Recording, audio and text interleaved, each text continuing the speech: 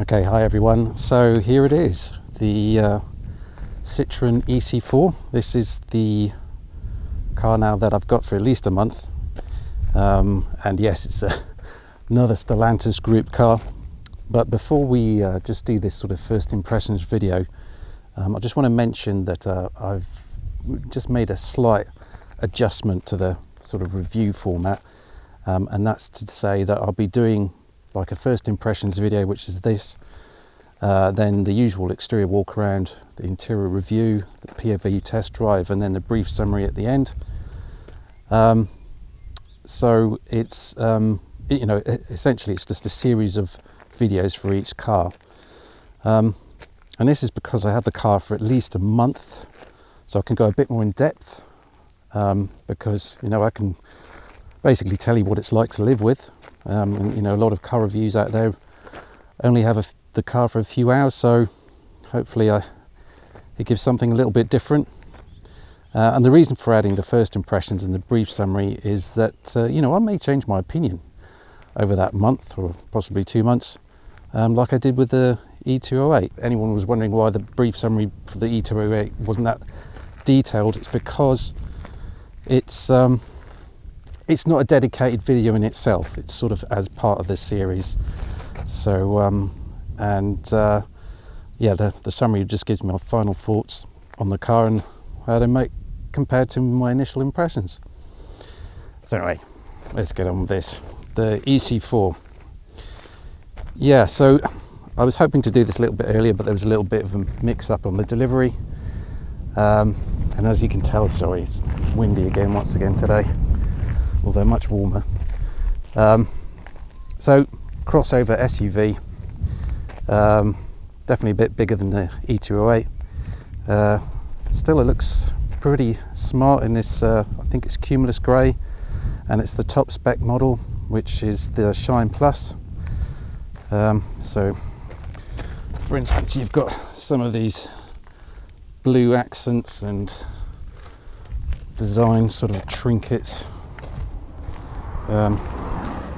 This rear light or reflector, I'm not sure if that part is the light, I'm not sure. It's a little bit fussy for my liking, but you've got this split rear windscreen between the top part and the bottom part, and then it's split by this spoiler, a bit like the Ioniq. So there's no rear wash wipe. Again, seems to be a bit of a trend nowadays. Charge port is usual location, and the tyres, as you can tell, fair amount of sidewall on them, so it should be good for the ride comfort. So I think for the outside initial impressions, that's enough. And then very briefly inside, you can tell just by these seats that this car is really aimed for comfort. It's not a sporty drive. It's not aimed, or it's not meant to be. So it's definitely more plush and luxurious, you might say, than the 208. I'm in quite a big screen and more shiny black plastic. So, but the glove box is, I'd say, bigger, and then you've got this sort of tablet thing that you can do on this, which is great for the passenger, and definitely more rear space than the Ioniq. Sorry, than the 208, not the Ioniq. I'd say for the exterior and the interior, that's probably it for first impressions. And what I'll do now is to swap over to the GoPro, and we'll go for a little drive. So we're now in the driving seat. We're just going to give it a very quick drive. Just I've noticed the regen, there's a dedicated button rather than the selector like you had in the 208. Let's put it in drive. I'm going to keep it in normal. I'm not going to bother with sport modes or anything like that. So the reason that I'm coming down this road, or driving down this road, is that there's quite a few nasty bumps and ridges and things like that. Now this car is known for having really good ride comfort, so this will be a really good test.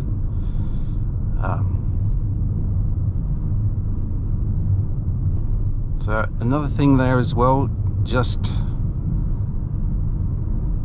steering wise, there's a bit of play around the center, so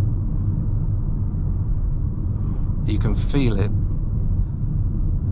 So it's not as direct as the 208.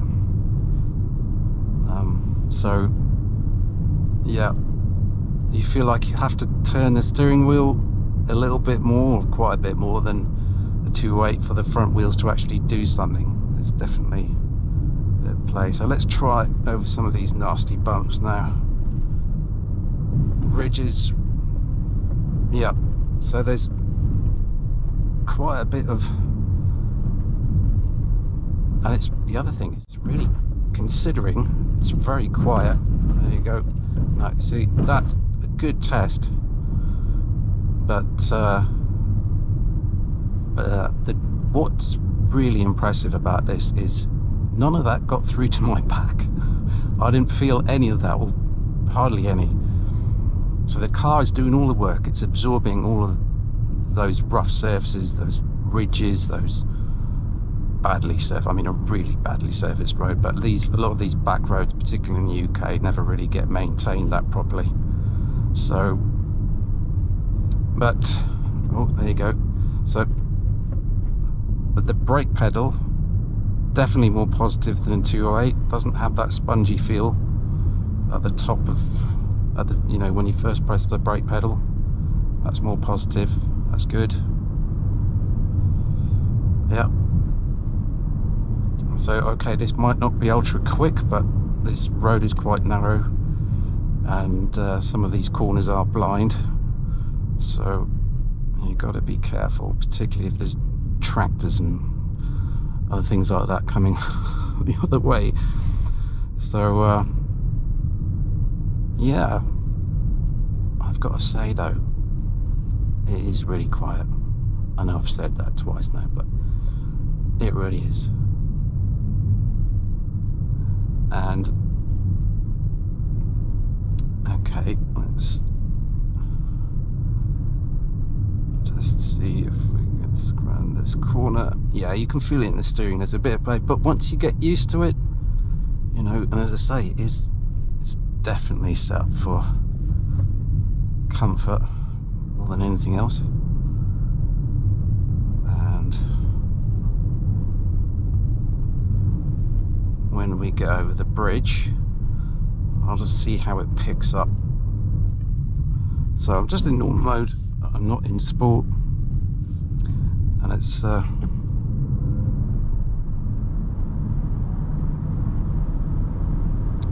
okay, yeah, so it doesn't pick up as quick as the 2.8, but you wouldn't expect it to. It's a bigger car,